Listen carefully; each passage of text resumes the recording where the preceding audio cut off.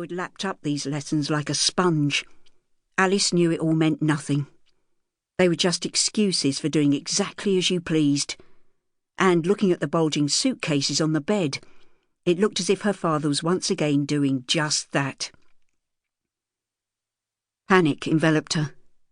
She might not like her father, or approve of who he was, but he was the only parent they had, and he always made sure there was food on the table, clothes on her back and coal in the scuttle. "Dad," she said cautiously, "what's really going on?"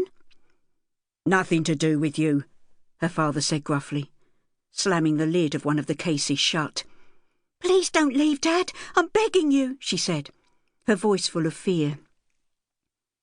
Jimmy's lined face hardened. He had always hated weakness, and Alice cursed herself for showing him her true feelings. Drawing himself up to his full height, he took a step forward and towered over his daughter. "Don't start whining, girl. Dot here's going to keep an eye on you. Besides, you're old enough now to fend for yourselves. You'll need to clear out the house by next month. The rent will be due." Alice turned to Dot, whose face was so contorted with anger, Alice could tell she was having difficulty speaking. "You're really going away to America and leaving us without a penny or even a house?" Alice said in disbelief. "Joy's 10. She adores you. How do you think she's going to feel? Her mum's dead, you're buggering off to the other side of the world, and now we're out on the streets." There was a pause then as Jimmy looked at his daughter, and Alice could see him thinking it all through. Relief started to flood her.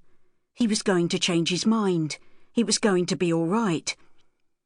"Here you are," Jimmy said at last, pulling out a fistful of notes and a handful of change from his trouser pockets. "This ought to keep you going till you get a full-time job at least. Now don't say your old man ain't generous. I know how to take care of me own." At the sight of the money in his hands, Alice knew she was supposed to be grateful, but all she really wanted to do was roar with laughter at the stupidity of it all. She also knew it wasn't the time. Not if she wanted to avoid a black eye anyway.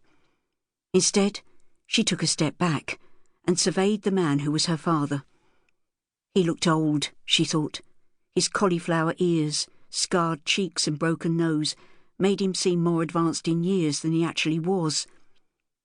Alice knew that he wasn't running away because he was worried about retribution, or even about the police turning up at his door. He was going because he was worried about losing his position as leader of the Elephant Boys. The only thing that mattered to him was his stupid pride. "Shove your bleeding money," she said, her eyes blazing angrily. "We'll be better off without you." "Alice, love," Jimmy wheedled, reaching for a hand, palm still full of money. "There's no need for that. All right, course I will, when I can." As Dot snorted in disgust once more, Alice rounded on her father. "Don't bother. We don't need nothing off you, Jimmy Harris. You're an aging two-bob crook who's always let me and Joy down. Hope I never see you again." At his daughter's outburst, Jimmy opened and closed his mouth. Then with an angry shrug, he shoved the money he had offered her back in his pocket, slammed the last of his suitcases shut, and pushed past her without a backward glance. When Alice heard the front door slam, the tears started to flow. He really had gone.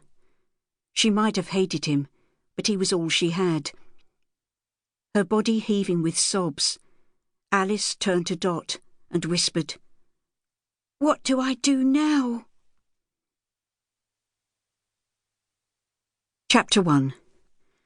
April 1942. 12 years later. It was no good, Alice Millward thought glumly, as she stared at her reflection in the mirror. She just wasn't ready to return to liberties. It was as simple as that. Her once bright skin was sallow and grey.